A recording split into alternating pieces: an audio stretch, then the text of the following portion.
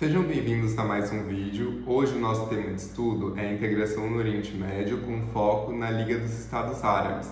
Eu estou fazendo esse vídeo como um trabalho para a disciplina de integração regional do meu curso de Relações Internacionais que eu faço na Faculdade Destemon-Jolo. O objetivo dele é apresentar a Liga, os seus objetivos, o que levou à sua criação e também relacionar eles com alguns blocos, né, que nós estudamos ao longo do semestre. Então eu separei ele como a apresentação da Liga em um momento inicial, para a gente conhecer melhor os estados que fazem parte dela. Depois de feita essa introdução, vou apresentar a parte institucional. Posteriormente, vou relacionar com o tema de cultura, democracia e também globalização. E, ao fim, eu separei um espaço para a gente trazer algumas críticas à Liga Árabe como organização e como atuante no movimento de integração do Oriente Médio e do Norte da África também. Vamos lá? Então, ao longo do vídeo eu vou me referir à Liga como Liga Árabe, mas o nome oficial dessa organização é Liga dos Estados Árabes. O objetivo dela, né, da criação dela, dos países terem se reunido para dar origem a essa organização, foi de reforçar e coordenar os laços econômicos, sociais, políticos e culturais da região, né, entre os países membros, e também de intermediar as disputas entre esses países. E podemos dizer que atualmente ela é um símbolo, né, de integração e cooperação entre os países árabes. Começando pela bandeira, que é essa daqui que vai aparecer em algum lugar do vídeo, vou explicar um pouquinho os símbolos que estão dentro dela. Iniciando pela cor verde, que simboliza o Islã, que a religião é bem forte, né, nos países árabes. Passando para a corrente, que significa a união dos países, né, membros, e por fim a coroa de louros atada por um laço branco que representa a paz e a dignidade entre os países. A Liga Árabe teve sua origem oficial no dia 22 de março de 1945, sim, no mesmo ano de formação da ONU. A assinatura, né, da Carta da Liga ocorreu na cidade de Cairo, no Egito, e ela foi fundamentada no Protocolo de Alexandria, que foi um protocolo que já tinha sido assinado entre os 5 países fundadores da Liga no ano anterior, né, o ano de 1944, e já previa a formação de uma organização árabe com participação igualitária dos países membros, onde fosse possível discutir mecanismos de coordenação política internas mesmo entre esses países. Diferentemente do que nós já vimos em alguns outros movimentos de integração e de blocos econômicos, como por exemplo na União Europeia, teve 2 países que podemos dizer que foram assim as sementes, né, fundadoras desse movimento de integração, como a França e a Alemanha. Já no Mercosul, trazendo mais aqui para a nossa realidade do Brasil, nós podemos dizer que a Argentina e o Brasil assumiram essa posição. Na Liga Árabe ocorreu um pouco diferente, não foram apenas 2 países, e sim 5 que já iniciaram esses processos de integração em forma conjunta. Eu acho importante apresentar eles aqui e mostrar depois como os outros países foram adentrando e foi expandindo, né, esse processo. Então, no Protocolo de Alexandria, que foi em 1944, teve 5 países que assinaram esse protocolo. Foram eles o Egito, o Iraque, a Síria, o Emirados da Transjordânia, que é a atual Jordânia, e o Líbano. Já no ano de 1945, quando foi assinada a Carta de Formação da Liga, foram 7 países, né? Esses 5 que já haviam assinado o protocolo, além da Arábia Saudita, do Iêmen, por representantes da Palestina. A Carta da Liga ela já estabelecia diretrizes principais para sua formação e também já previa e incluindo os países aos poucos conforme eles fossem tendo a sua independência, né, se declarando independentes, pois nessa época, né, 1945, logo ao fim da Segunda Guerra Mundial, muitos países da região ainda eram colônias, né, de potências europeias. A Carta também fomentava acordos nas áreas de economia, comunicação, saúde pública, cultura, diplomacia e desenvolvimento social. Então, posteriormente, né, nos anos seguintes, juntaram-se também à Liga o Sudão, a Líbia, Tunísia, Marrocos, Kuwait, Argélia, Iêmen do Sul, Bahrein, Catar, Omã, Emirados Árabes Unidos, Mauritânia, Somália, Djibouti e as Ilhas Comores. Então eu li aqui porque são realmente bastante países e como observadores nós temos alguns países ao redor do globo, mas o que está mais próximo e mais ligado à Liga como observador é a Eritreia. Então, atualmente, no total, tem 22 países membros, sendo que a Síria, devido à guerra civil, se encontra suspensa. A busca, dos países, do povo árabe, podemos dizer assim, pela união e integração já vem de bastante tempo atrás, mesmo antes da formação da Liga. Podemos dizer que teve um início em 1916 na Revolução Árabe contra o Império Turco-Otomano, no período ali da Primeira Guerra Mundial. Mas mesmo após a dissolução do Império Turco-Otomano, não teve essa união, essa independência logo de cara dos países. Isso que muitos ainda continuaram sendo colônias. Então, mesmo com o fim da Primeira Guerra, a França e a Inglaterra continuaram mantendo colônias no norte da África e no Oriente Médio. E esse sentimento de povo árabe e de união do povo árabe para a formação assim, de um grande país foi o que de início impulsionou o movimento de independência de alguns países. Entretanto, com o passar do tempo, essa corrente se enfraqueceu e nós vamos aprofundar isso mais para frente do vídeo e ficou mais em voga a criação de estados independentes e que pudessem negociar de forma multilateral na Liga e que essa organização que fosse de relacionamento entre esses estados servisse para proteger os interesses desses países e também apoiar na independência dos outros países, conforme um fosse se tornando independente, pudesse apoiar a independência dos vizinhos. Então, podemos dizer que é nesse contexto de luta contra a independência que se forma a Liga Árabe. Mas, por incrível que pareça, a Inglaterra teve grande colaboração, grande participação para a consolidação da Liga, para ela realmente sair do papel de uma ideia e se tornar uma organização. Vou explicar isso, que eu sei que pode parecer um pouco confuso, mas a Inglaterra era metrópole, tinha suas colônias e era a favor da independência, um pouco confuso. O que acontece é que a Inglaterra articulou a proximidade entre os países árabes com o objetivo de fazer frente, combater a expansão imperialista alemã no norte da África. Entretanto, com o fim da guerra, essa proximidade entre os países acabou culminando na formação da Liga. Fazendo um panorama geral do que vimos até aqui, esse momento de formação da Liga Árabe está diretamente relacionado com a história cultural do povo árabe, que nesse período, no começo do século XX, se via como um único povo, mas separado em diferentes países. Tinha um movimento que estava bem alto na época, que era o pan-arabismo, que também veremos um pouquinho mais à frente.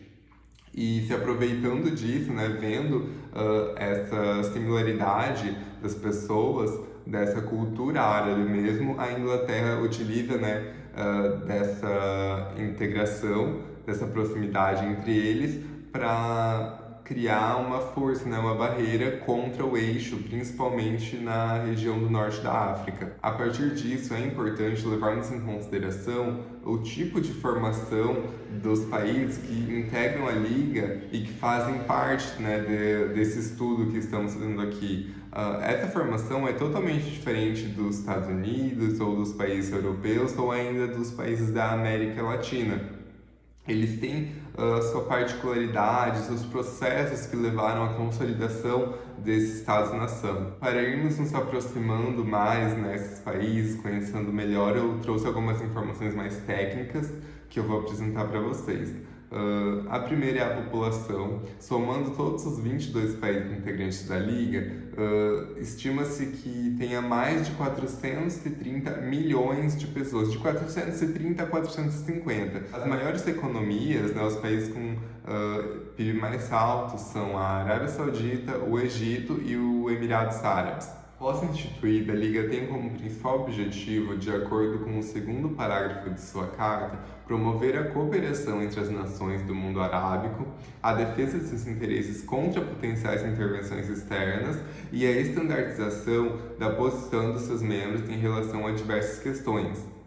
Nesse sentido, a Liga também tem como propósito reforçar as relações entre os Estados-membros, coordenar suas políticas com o intuito de alcançar cooperação entre eles e de salvaguardar sua independência e soberania, e uma atenção generalizada para assuntos e interesses dos países árabes.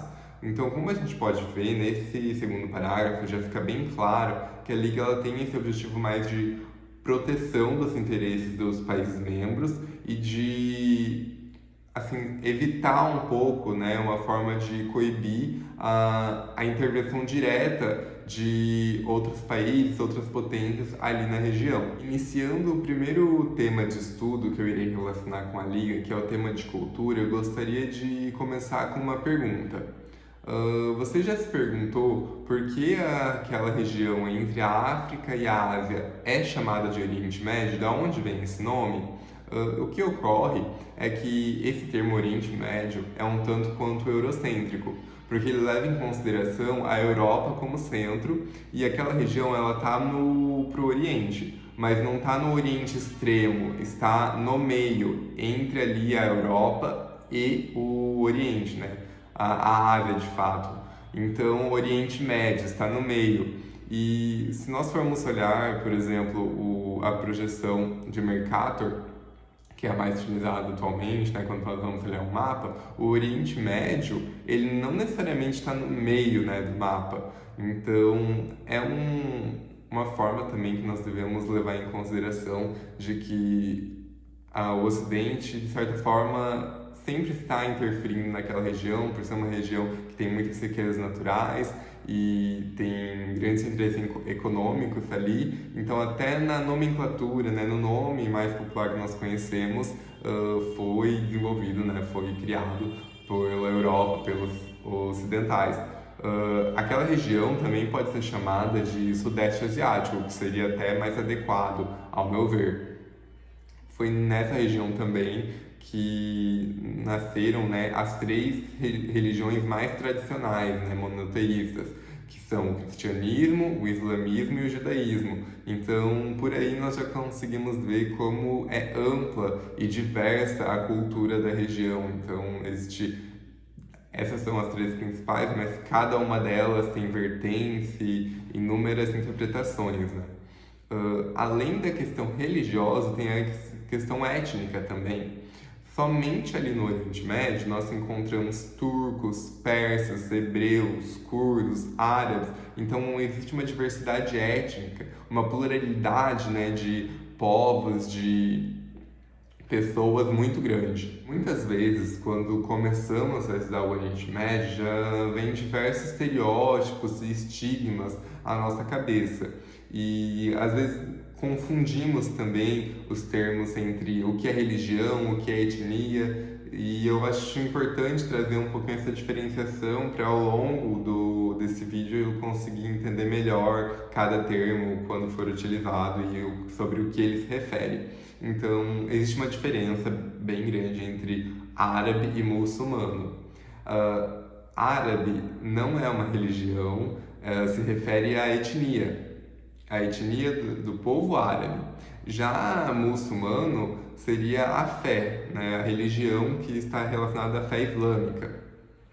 E por incrível que pareça, muitas pessoas acham que muçulmano é a mesma coisa do que árabe e que todo árabe é muçulmano, mas não. Na verdade, a maioria, se formos pegar em geral, né? No mundo todo, há mais pessoas muçulmanas fora do Oriente Médio, em outros países, em outras regiões, do que dentro do Oriente Médio. Sim, a fé islâmica surgiu naquela região, mas já se disseminou pelo mundo. Temos, por exemplo, a Indonésia, que fica na Ásia, que tem uma população muçulmana muito grande, assim como o cristianismo, que também surgiu nessa região, mas temos na América, na Europa, e é assim algo que já é bem difuso, né, também devido à globalização.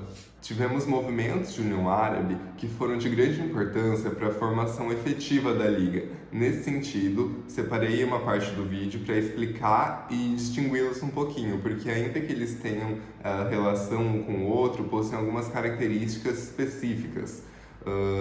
Nesse sentido, o pan-arabismo ele se apresenta como um movimento político, né? Um movimento que é visível, e ele representa a união do povo árabe, esse sentimento, né, de pertencimento à cultura, à etnia árabe e de querer, né, unificar e ter um grande país árabe. Já o nacionalismo árabe, podemos dizer que ele é uma ideologia nacionalista, e ele surge como um dos princípios, né, basilares desse movimento pan-arábico. Mas o nacionalismo árabe ele vai um pouquinho além do pan-arabismo. Ele também está mais focado em fortalecer os países árabes, de modo a afastar a influência do Ocidente na região, e também de favorecer, né, fortificar as independências dos países. Então também um movimento anticolonial. Os países árabes, durante toda a sua história, sempre tiveram suas fronteiras demarcadas por países, por interesses externos aos interesses da própria população e dos próprios países da região. Num primeiro momento pelo Império Turco-Otomano e posteriormente pelas potências europeias. Então, sempre uma geopolítica, conflitos de interesses alheios aos interesses da região foram impostos, né, a divisão das fronteiras e acordos entre esses países. Nesse sentido, como eu estava explicando sobre o nacionalismo árabe, ele vê essa interferência externa como um inimigo dos povos árabes, dos países árabes, e luta pela autonomia da região, por uma política de maior independência. Independência não somente no sentido político, mas econômico, social, todos esses fatores. Como um dos principais expoentes desse pensamento pan-arábico e nacionalista, temos Gamal Abdel Nasser, que foi um estadista egípcio, muito conhecido, amplamente reconhecido durante seu período de atuação na política do Egito e do Oriente Médio como um todo, norte da África, e ele propunha o pan-arabismo de uma forma bastante prática. E ao longo desse período, né, pós-Segunda Guerra Mundial e com a criação da Liga, houveram diversos movimentos de integração entre os países, de tentativa, podemos dizer assim, mas poucos foram efetivos. E o que chegou mais próximo de ter um resultado mais concreto foi a República Árabe Unida, que eu trouxe aqui para a gente falar brevemente sobre ela e entender, né, como que os países já pensavam em integração naquela época. A República Árabe Unida nada mais foi do que a união entre o Egito e a Síria. E ela ficou vigente pelo período de 1958 a 61. E ela foi organizada, né, teve como o seu líder para que essa união acontecesse o Nasser, o Abdel Nasser.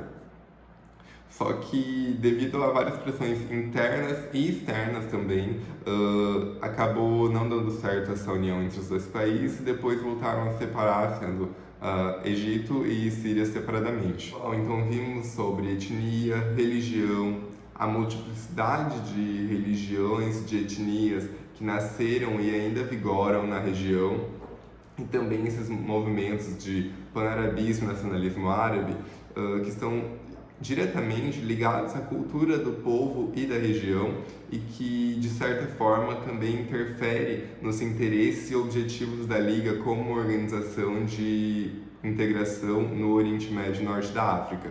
Vamos passar agora para o próximo bloco, que será o da democracia. Tratando-se do tema democracia, não tem como não falarmos do governo de cada país. Nesse sentido, considerando que a região desde sua origem é marcada por conflitos e mudanças constantes nas fronteiras dos países e até na criação de novos países, podemos dizer que cada país seguiu uma política própria, teve rumos diferentes de o que será o Estado e o que é o Estado para aquele país. Então, eu separei alguns para vermos esses extremos que existem dentro da região. Por exemplo, na Arábia Saudita, Catar e Marrocos mantiveram-se monarquias tradicionalmente chefiadas por elites locais. Já em países como Iraque, Síria, Líbano e Egito, transformaram-se em repúblicas influenciadas por ideologias revolucionárias. Essas revoluções têm grande ligação com a Primavera Árabe, movimento que eu irei explicar para vocês a seguir. A Primavera Árabe eclodiu no ano de 2011 e teve seu início na Tunísia. Ela consistiu em uma série de protestos, revoltas contra os governos ditatoriais e autoritários do mundo árabe. Podemos considerar a Primavera Árabe como uma resposta à crise generalizada que os países passavam na época, crise econômica, social, e como bem sabemos, quando não andam bem a economia e direitos sociais, a população muitas vezes revolta contra o governo atual. Nesse sentido, a Primavera Árabe ocorreu como uma onda mesmo no mundo árabe. Teve seu início na Tunísia e depois esse movimento revolucionário se espalhou para o Egito, Líbia, Síria, Iêmen e Bahrein.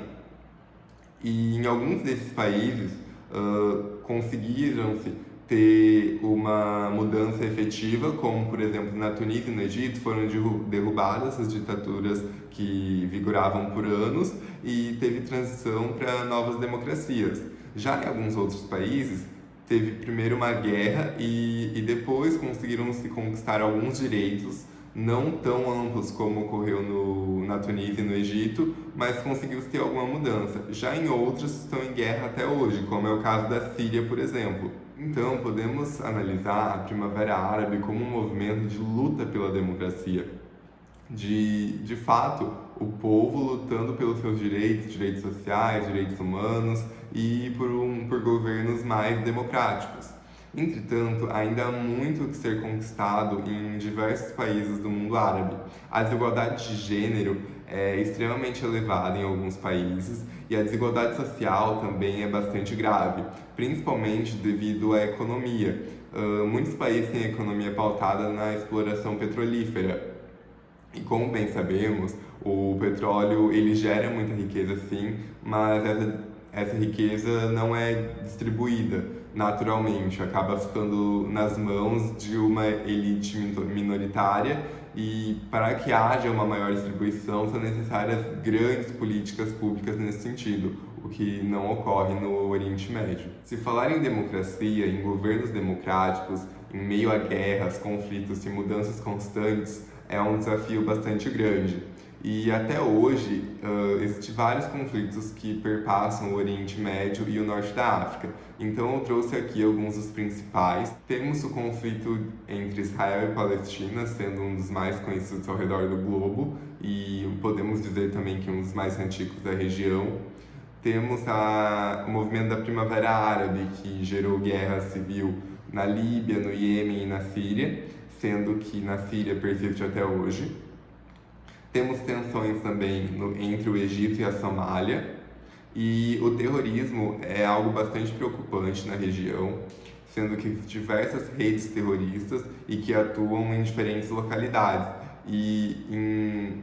Tendo a atuação de grupos terroristas, fica mais inviável ainda se falar em democracia, porque é impossível termos movimentos que estão matando pessoas, que estão com uma ideologia extremista e falar assim, respeitar a ideologia de terceiros, de ouvir a todos.